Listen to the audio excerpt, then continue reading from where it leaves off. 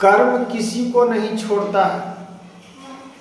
कर्म की बातों को समझनी, कर्म किसी को नहीं छोड़ता है भैया। सभी भक्तों से कहना चाहता हूं कि कर्म किया हुआ किसी को नहीं छोड़ता। परमात्मा जो है कर्म, वाणी, निष्ठा, भाव आप कैसे जानिएगा? जब कर्म ही आपका हीन है, जब कर्महीन आप हैं, तो कर्म की परिभाषा आप कैसे जान सकते हो? कर्म के वाणी, कर्म की विचारों की आपको समझनी चाहिए। कर्म किसी को नहीं छोड़ता। इस जीवन में कर्म ही तो ऐसा है कि ईगो युग तक कर्म किसी को नहीं छोड़े। कर्म तो धरती पर भगवान को भी मनुष्य तन में विलाप करना पड़ा। हम लोग कौन तत्व है? भगवान का दिया हुआ अंश, पुत्र बालक, जो हम लोग सोचते हैं इतना चतुराई, इस सब चतुराई धरे के धरे रह जाएगा मित्रों। अगर जीवन में अपने कर्म को परमात्मा में नहीं लगाते हैं, हरि में नहीं लगाते हैं, तो राधे कृष्ण कहने योग्य आप नहीं है। इसलिए कर्म की वाणी को समझिए मित्रों कि कर्म कहां पर धोखा देते हैं और कहां पर धोखा नहीं देते हैं। बहुत सारी प्रश्न इसमें है। एक महात्मा थे, एक नदी के किनारे एक शिव जी का मंदिर बनाए, एक भद्रकाली मां दुर्गा का मंदिर बनाए। महात्मा डेली इस नदी में स्नान करके, ये जो कर्म किसी को नहीं छोड़ता, इसके बारे में परिभाषा को बता रहा हूं मित्रों। जो एक मां दुर्गा काली का मूर्ति बनाए मिट्टी का, एक शंकर भगवान का मिट्टी का शिवलिंग बनाए। महात्मा बहुत शांत बुद्धि के थे और डेली स्नान करके, नदी में स्नान करके, उसी नदी का जल से भगवान शिव जी का और माता काली का पूजा करते और फूल पत्ती चढ़ाते और उनकी प्रार्थना करते और फल मूत्र खाकर जीवन व्यतीत करते थे महात्मा। एक दिन की बात हुआ मित्रों, कुछ दिन बीत गए, एक चंडाल वहां पे अपना रूप बदलकर साधु के भेष में आए। वो महात्मा के पास कुटिया में गए, महात्मा से कहने लगे, हे महात्मा साधु, मैं भी आप ही की तरह एक महात्मा हूं। चंडाल उसमें अपना रूप और कला दिखाने में नए नए प्रकार का रूप तुरंत में बदल लेते थे। महात्मा बोले कि ठीक है वंश, अब बैठिए, मैं जब तक प्रभु का ध्यान और पूजा करने का मेरा समय हो चुका है, हम पूजा कर उसके बाद आपसे बातों रखूंगा और बातों को समझूंगा और सुनूंगा। इस प्रकार से महात्मा चले गए स्नान करने मित्रों। और जो ढोंगी राक्षस जो महात्मा की रूपो धारण करके आए थे, वो बैठ गए। ठीक है, बाबा गए स्नान करने, स्नान करके आए, पूजा पाठ किए, उसके बाद में गए और फल मूत्र प्रसादी बोले कि महात्मा आप भी प्रसादी पा लीजिए, भगवान को प्रसादी है।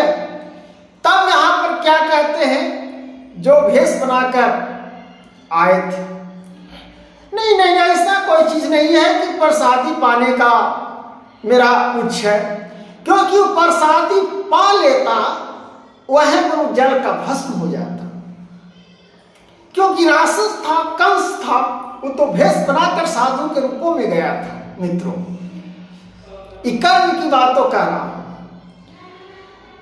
वो साधु ने कहा कि आप पूजा करते हैं, एक काली का मूर्ति बनाए हुए हैं, एक शिव का मूर्ति बनाए हैं, आप ये दोनों से क्या प्रताप करना चाहते हैं? साधु महात्मा बोले, हे वंश, इस साधु का परिभाषा तो नहीं है, आप साधु नहीं हो, आप असली रूप में आओ, क्योंकि जो साधु है, जो ज्ञानी है, इस प्रकार की परिभाषा का प्रयोग नहीं करता कि आप शंकर भगवान का मूर्ति बनाकर पूजा कर रहे हो, मां काली का मूर्ति बनाकर पूजा कर रहे हो, इससे क्या प्राप्त होगा? ऐसा तो महात्मा साधु भक्त लोग नहीं बोलते। आपका वेदों का ज्ञान है, महात्मा को ज्ञान प्राप्त हो गया। जब महात्मा इस बात को बोले, वो दुराचारी साधु जो बन कर आया था कपट, वो असली रूप में आ गया। कहा कि तुम्हारा वध करने के लिए मैं आया हूं। जो जिस प्रकार से जंगल में और ये नदी की धारों के किनारे में तुम भगवान की पूजा करते हो, यहां जंगल में राक्षस का, कंस का पूजा होता है। तुम्हारा हिम्मत कैसे हुआ कि तुम मूर्ति बनाकर पूजा कर रहे हो? तुम्हारा विनाश कर दूंगा। राक्षस तुरंत तलवार निकाला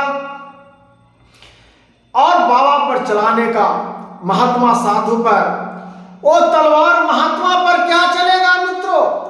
उल्टा तलवार उसी का सर कट गया।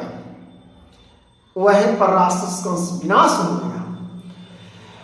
तो यह कहा गया है मित्रों कि आप भगवान पर अपना कर्म को छोड़ देते हो तो समझिए कि आपका भगवान रक्षा कर रहे हैं।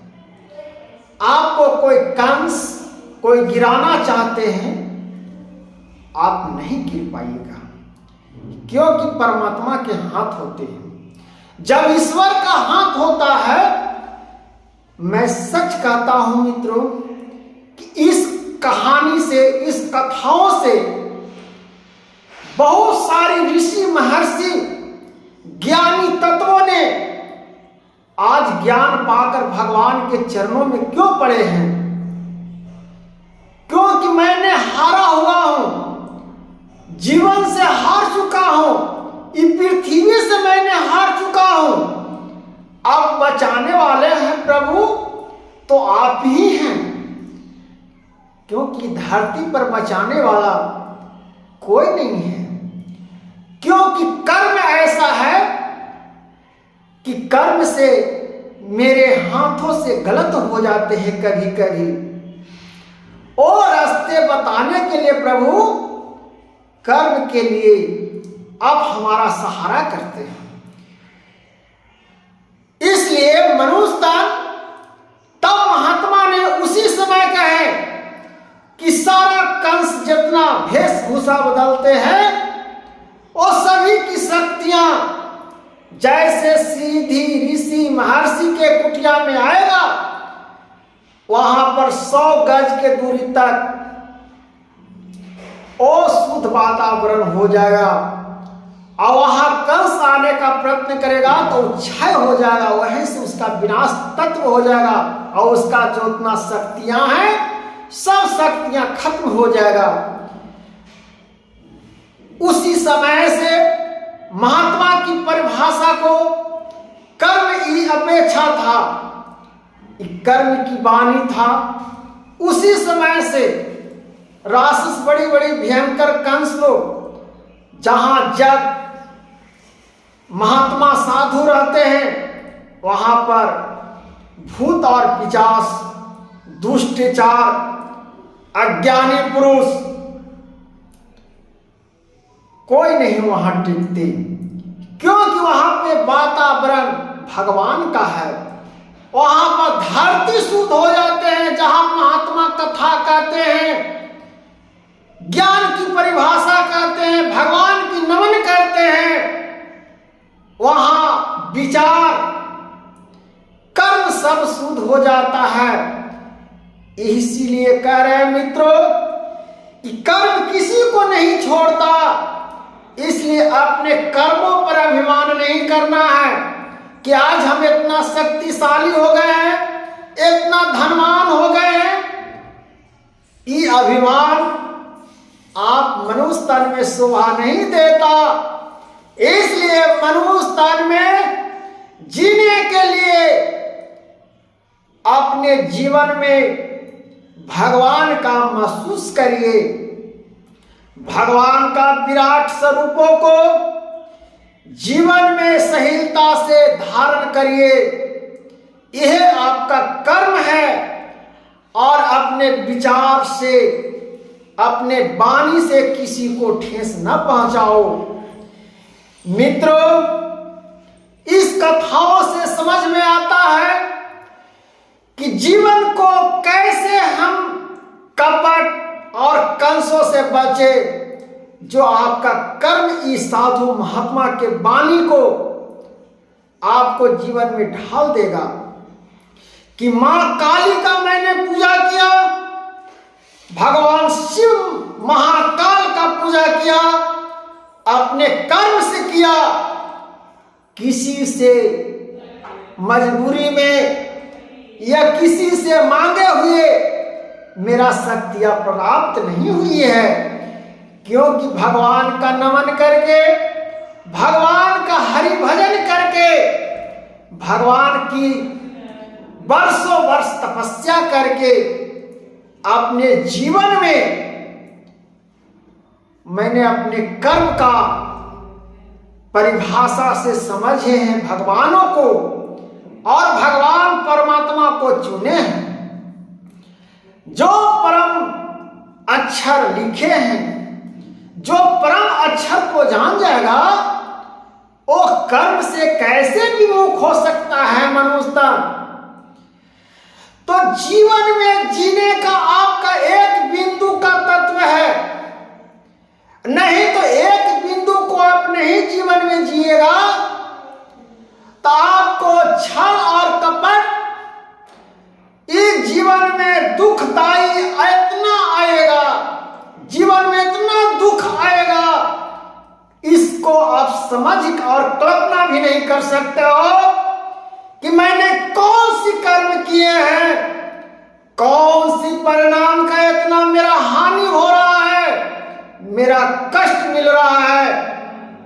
अगर इस जीवन में समझ गए मनुष्य, आपको कर्म की वाणी, ज्ञान की परिभाषा, यह कर्तव्य है मनुष्य तन का महत्वपूर्ण बात है। आज हम सर्वो मंत्रों का उच्चारण करते हैं, जो आज वेदों से हम मंत्र का उच्चारण करते हैं, जिस प्रकार से भगवान का नमन करते हैं, परमात्मा को चूमते हैं और गले से गले लगाकर उनकी पैरों को चरणों पर गिरता हो, उस समय सारा जीवन का दुख दूर हो जाता है और सारी पृथ्वी का सुख लगते हैं कि भगवान मेरे ही झोली में डाल दिए हैं।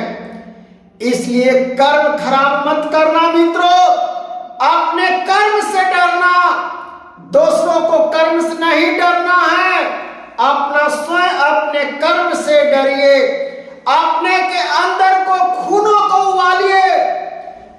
जब तक खून नहीं आपका उबलेगा, जब तक आपका धड़कन की आवाज नहीं सुनाई देगी, जब तक आप परमात्मा को कैसे पहचानोगे, कैसे परमात्मा से ज्ञान की बातों सुनिएगा,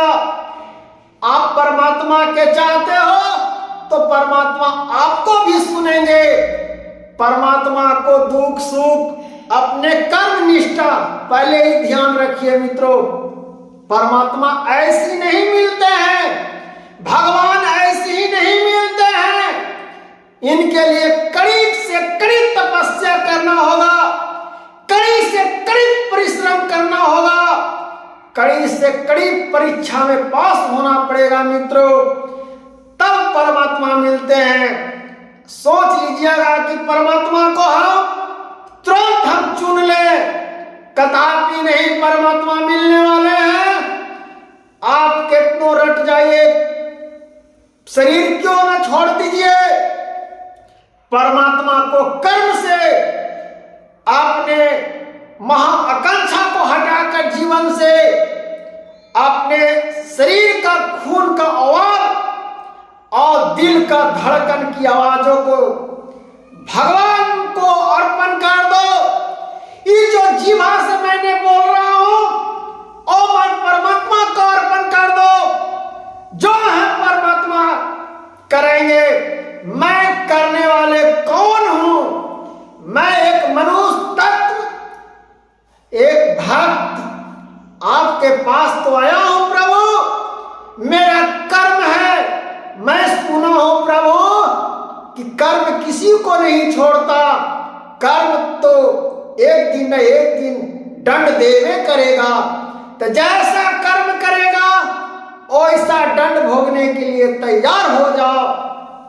हे मनुष्य, इस प्रकार से अगर परिभाषा को समझ गया, इस प्रकार से परिभाषा को समझ गया तो आपको परमात्मा मित्र बना लेंगे, अपने चरणों में भगवान रख लेंगे। आपका जीवन कोई भी हो, कितना आपको पीड़ा देने वाला हो, आपको हड़बड़ाने की जरूरत नहीं है, कदापि हड़बड़ाने की जरूरत नहीं है। इसलिए अपने जीवन का शैली को हर प्रकार से समझने का प्रयत्न करो मित्रों। जीवन ऐसा है, जीवन को इस महाकांक्षा के रूपों में भगवान हरि वासुदेव जी को देखिए। भगवान हरि वासुदेव जी को देखिएगा तो आपको पूरा परमात्मा दिखाई देंगे।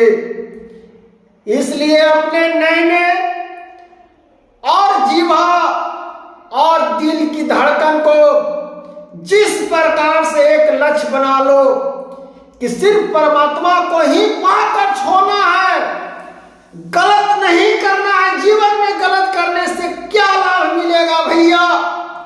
बहुत दुख मिलेगा गलत करने से। किसी को, बेटियां बहू को नीचा दिखाने का प्रयत्न न करो, क्योंकि जैसे आपका बेटी है वैसे दूसरों का बेटी है, जैसे दूसरा का बहन है, पत्नी है, माता है, उस प्रकार से आपका भी बेटी, आपका भी संतान है। इसलिए प्रयास करिए कि जीवन में हमसे निष्ठा गलत भावनाओं न हो। ऐसा अगर कर लिया मनुष्य तो जीवन में जीने का शक्ति प्रदान हो जाएगा। मैंने सच कह रहा हूं, इस रोमे रोमे में जीवन भगवान की प्राप्ति है। बाल में भगवान है, ये जो तत्व में भगवान है। इसलिए परमात्मा को राधे कृष्ण का राटा करो, परमात्मा वासुदेव जी को पहचानो। जितना इस पृथ्वी तन पर भावनाओं के गलत संविधानता से जिस प्रकार से वेदों का अपमान किया जाता है, ओ मत सोचना मित्रों कि मैंने ये वेद पढ़ लिया हूं, ये वेद से अब क्या मतलब है। नहीं, यह तो तुम्हारा जीवन का कर्म फिर नीचे गिरा देगा। जब ऐसा नीचे गिराएगा मित्रों तो एक पुट्टी कौड़ी के लिए तरसेगा, जीवन में रोते रह जाएगा, कलटते रह जाएगा, तुम्हारा एक चुल्लू कोई पानी नहीं पिलाएगा मित्रों। इसलिए अपने कर्म से, झूठे बातों से, झूठे विचारों से लगाव मत रखो। अपने आप में कमजोरियां को चुनो कि मैं कैसा हूं, लेकिन आज लोग समझने के लिए प्रयत्न नहीं है, लोग प्रयास नहीं करते हैं, इसीलिए तो गड्ढा में गिर जाते हैं। हे मनुष्यों, बहुत महान योग हो, ये मनुष्य जीवन बहुत महान हो। हमारे जीवन का अंदर जो है सब में कमियां हैं, हल्का हो या बेसी हो, एक दिन न एक दिन माथा पर टोकरी उठाना ही पड़ता है मनुष्य तन। तो पता चलता है ये टोकरी भारी है कि हल्का है। इसलिए उसी प्रकार भगवान का भक्ति करना आसान नहीं है। इसके लिए अपने मन से, अपने कर्मों से लड़ने पड़ता है, तब जाके आप एक भक्त बनिएगा, तब जाकर आप परमात्मा को चुनिएगा। इस परमात्मा को चुनने के लिए अपना जीवन का सबसे सर्वोपरि ज्ञान का अभ्यास और परमात्मा के परिभाषों को समझना होगा। हे मित्र, बहुत सारी कल्पना है जीवन में, कहने के लिए, सुनने के लिए बहुत नए नए प्रकार से आपको बहुत सारी मित्र और दोस्त भी मिलेंगे, लेकिन दोस्त और मित्रों पर क्या भरोसा? हम सिर्फ भगवान पर भरोसा करते हैं। मित्र क्या है, दोस्त क्या है, ओ इसके बारे में तो सब समझ रहे होंगे मित्रों कि मित्र किसको कहते हैं, दोस्त किसको कहते हैं। लेकिन परमात्मा क्या है? वो कहते हैं कि बस प्रेम मेरा अक्षर दे दो, तुम्हारा जय जयकार कर दूंगा। और दोस्ती में क्या है? आपसे लाभ है तो आपसे दोस्ती है, आपसे सहारा है तो दोस्ती है। दोस्त आएगा, बिछड़ते जाएगा, पीछे छूटते जाएगा, फिर आगे बढ़िएगा, दोस्त मिलेगा। ऐसे सीढ़ियां पर सीढ़ियां बढ़ते जाएगा मित्रों। लेकिन परमात्मा है कि जब एक सीढ़ियां ऐसे धर लिए तो परमात्मा आपको सीढ़ियां पर धरते धरते आपका जीवन में कल्याण कर देंगे। इसके लिए परमात्मा को चुनो और अपने कर्म पर निष्ठा बांधकर, जैसे कहा गया है कि कर्म ही हमारा पूजा है, कर्म ही हमारा महान है। जब हमारा कर्म ही महान नहीं है, कर्म ही पूजा नहीं है, तो हम किसको कर्म कहते हैं, किसको अकर्म कहते हैं? कर्म किस में देखते हैं और अकर्म किस में देखते हैं? यहां सब उल्टा चल रहा है मित्रों। इसलिए अकर्म और कर्म को, दोनों को, तत्वों को समझना, इस कथाओं से, परिभाषाओं को, बातों को समझने का प्रयत्न करो। जीवन आपका महान बना देगा, जीवन आपका ज्ञानी तत्व बना देगा। हे मित्रों, जिस प्रकार से इस परिभाषाओं को प्रयोग हुआ है और इस परिभाषा को समझिएगा तो जीवन में आपका जीने का सब हुनर आ जाएगा मित्रों। इसलिए जीवन जीने के लिए आपको परमात्मा की सहारा होनी चाहिए। ये नहीं कि दोस्त मित्र को सहारा, दोस्त मित्र सहारा उतने तक देगा जहां तक आप कामयाब हो। परमात्मा आपका जब तक आत्मा ही नहीं धरती से जाएगा, जब तक सहारा, फिर धरती से आत्मा जाएगा तो आपको आत्मा के साथ सहारा। अब बताइए, परमात्मा को चुनिएगा कि मित्र को चुनिएगा? इसलिए परमात्मा को चुनना है। मित्र को तो चुनने के लिए अपना काम बनाना है, काम करवाना है। इसलिए कर्म, मित्र भी अच्छा रखिए कि कर्म पर ही कर्म समय दो। ये नहीं कि अभिमानी पर ही अभिमान समय दो। इसलिए समय को रोना ना रो और अपना निष्ठा और भाव से चलना प्रयत्न करो। यह भगवान की अभिलाषा, यह परमात्मा के आत्मा को समझना होगा मित्रों। इसलिए कर्म से डरिए, और कर्म किसी को नहीं छोड़ता।